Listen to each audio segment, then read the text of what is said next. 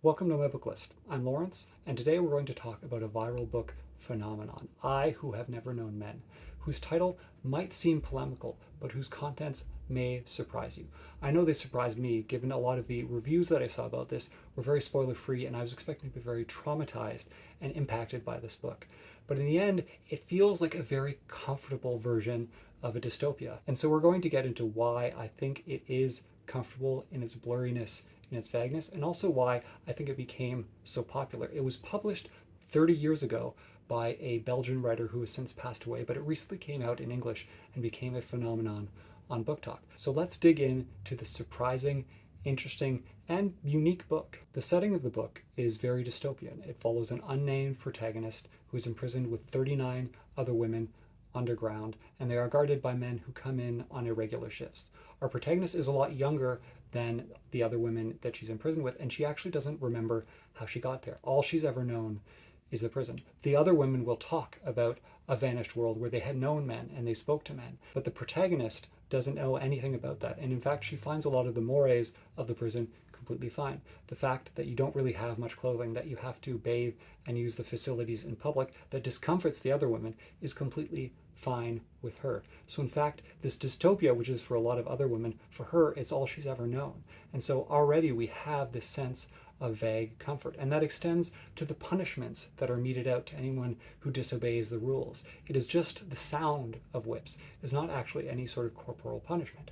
Now, the older women do say that they remember being whipped, but the protagonist herself never really feels that. She just feels the shock of the other women at the sounds of whips and is never actually punished and doesn't experience that trauma except vicariously. So already we have this very vague sense of imprisonment, which almost feels much more like a metaphor than an actual thing. Eventually we have our plot catalyst. As the guards are opening the door to give the women their food, an alarm sounds and they run out the door and vanish. The women are able to escape and finally leave their prison into a vast open plain. Our protagonist is the one who seizes the initiative, and in fact, part of that might be why the book became so popular, because she is very much a standard chosen one hero protagonist. She's younger than all the other women, and she's an iconoclast of her own.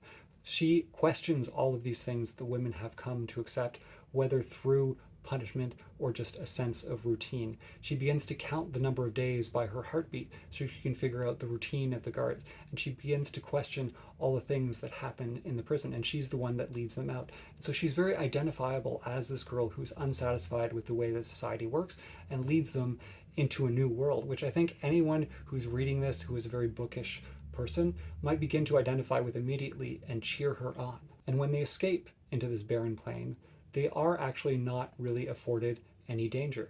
They travel for a bit and eventually they discover another prison. Unfortunately, the prisoners are dead, the guards have disappeared, but they have access to all the food and stores that these people had. And so they never actually hunger. And so they journey on and encounter more and more prisons. There is already a wrinkle in the story because some of the prisons they find have dead men in the cell. So already we have a wrinkle in our very black and white metaphor where women were imprisoned by men.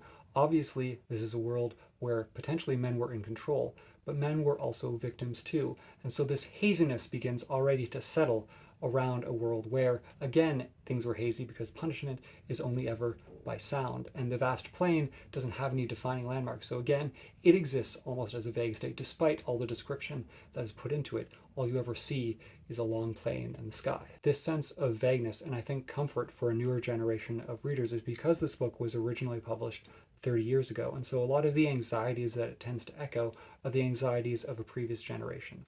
While it's never completely explained what has happened to this above world, whether it is in fact Earth, it does seem to echo anxieties about a nuclear apocalypse with these people hidden in bunkers with storerooms and a vanished world.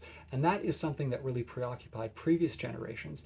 But this generation is very much more affected by climate change, by questions about the economy, being able to afford a house, a job, start a family. So these anxieties that this book evokes are almost quaint in comparison because they feel so far as this world does from our own. This lack of sense of danger that the protagonist feels, who's never known corporal punishment or really has known want, all the food is provided for her, does make us feel a sense of comfort. Eventually the women gather enough food, and they wander and they found their own settlement. Now, there is a bit of a conflict because our protagonist, being younger, not knowing the world, really wants to keep exploring to find answers to the mystery. But the older women, of course, more conservative, want to settle down and just live out their lives in peace in the open air after being underground for so long. But our protagonist is a very nice, gentle protagonist. We're not going to have a conflict in this book. She cedes to the will of the majority and settles down with them and begins to take care of them. This lack of conflict even extends into the interpersonal relationships between the protagonist and the women. While some of the older women do pair up into lesbian couples, they never really break up or have fights, and the protagonist herself is portrayed as asexual. While she does wonder about being physically with men based on the stories that women tell about the previous society, she knows that she will never actually experience it, and she has no desire whatsoever for it, and she has no desire to be with the women themselves. And so this society that they've created is pretty much free of interpersonal conflict. There aren't really leaders in the society, and so there aren't really fights. And that is a sort of political lens that you can put on this book, which is feminist. It is contrasting the society, which is all women, with this ruined society, which we presume is mostly run by men, because most of the prisons that they find were imprisoning women. So that is there, but it's never really explored in depth because we never really learn what happened to this world to cause everything, what caused the imprisonment, which caused the barren plain. We don't even know if it's Earth. And so this sense of vagueness permeates through everything. So we don't have enough to dig into to really question anything about this. And so we exist with the protagonist with all of our needs met, with no real conflicts, and with us continuing on our own. Now, eventually, there is an opportunity for conflict, which after so many pages, I became very excited for in a weird and twisted way. And that's because as the older women age, they begin to experience decline. Some of them have strokes, their physical health fails, and they request the protagonist to end their suffering in assisted suicide. The protagonist does this with their full consent, but as the women's number dwindles, eventually we're just left with one person who is not experiencing any sort of physical decline, but she is sort of giving up on life, but not enough to request death. And so I thought, finally, we might have some conflict because the protagonist is experiencing her wanderlust again. She's felt very much rooted by this community, but she really hopes to continue on to find answers. So I thought maybe here we might have some conflict between these two, but no. This other character gives up on life and in a couple days passes away. The protagonist is not active and doesn't have to do anything. She's questioned the unjust world in which she was brought up. She helped lead them out of it, but he's never really made a difficult choice. All of these are evident to the reader as something that should be done, question this unjust world, but the protagonist never really has to fight for it. All of her things are provided for her, and eventually she goes off on her own adventure. And of course, what does she find at the end of her road? A bunker completely supplied with luxurious foods, books, and even hot water so she can have a bath, and all of her creature comforts are met. She in fact has a room of her own, which is a nod to Virginia Woolf, and she begins to write her story, which this book itself is. Now, whether you find that comforting might depend on whether you're an introvert or not. As an introvert, I've always yearned for a place where I'm not troubled by economic anxiety, all my needs are met, and I can read as much as I want. I could probably expand my book list a lot by that way.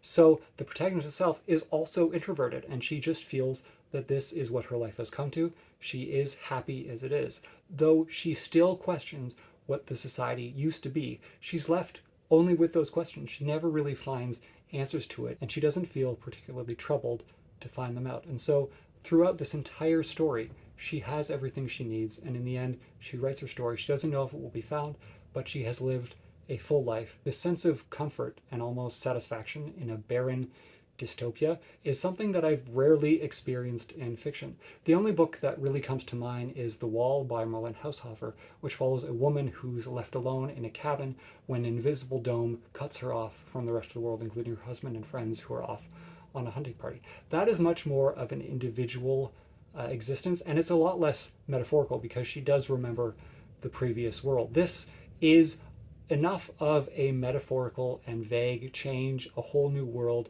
an alien environment in which the protagonist is brought up in, that it doesn't feel as connected to the real world. And so that also sense of unreality creates this vagueness and blurriness for the reader. but it's a book that will stick with me because I think it raises such an interesting world and an interesting approach to a world that makes you uneasy but doesn't give you anything really tangible to hold on to other than a room of your own at the end of the world. So if you have read this book, please let me know what you thought about it. Were you surprised by its contents given its title as well as everything in it? Did you find that same sense of comfort that I did? Or was this something that left you feeling very scared, isolated at the end of the world? As always, I appreciate your comments and discussion. Please like and subscribe, and we will continue the book list on another week with new books because I always think there's more to read and more interesting reads, particularly this book. I'll talk to you soon.